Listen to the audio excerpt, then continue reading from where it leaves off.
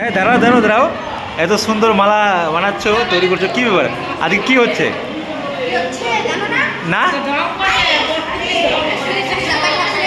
হ্যাঁ হ্যাঁ,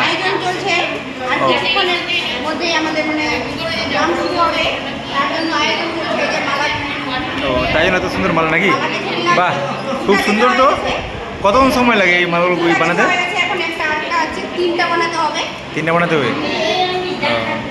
তাহলে কবে শুরু হবে এটা? 8টার দিকে শুরু যাবে না? তো দেখতে পাচ্ছেন গাইস, এত সুন্দর মালা। বলছি পিসি, আজকে যে এই যে এত সুন্দর মালা ওরা গাঁথতেছে বানাচ্ছে, তো শুনলাম নাকি শ্রী শ্রী দাদা ঠাকুরের আজকে অনুষ্ঠান আছে, তো এটা কার বাড়িতে হচ্ছে?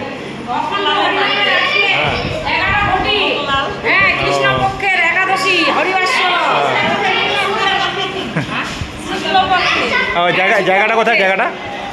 জায়গাটা গড়গজ বৃন্দাবাড়ি না? খুব সুন্দর তো। বলছি বৌদি, তোমাদের বাড়িতে হচ্ছে নাকি?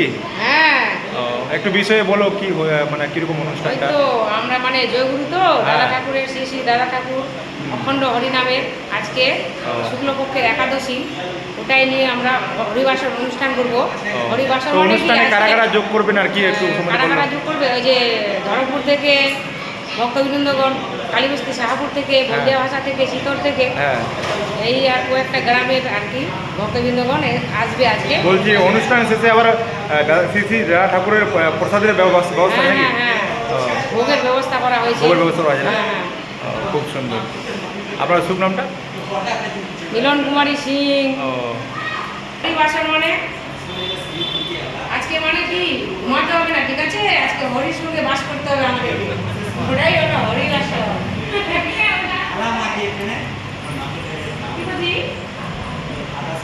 তো দেখতে পাচ্ছেন কত সুন্দর ফুলের মালা।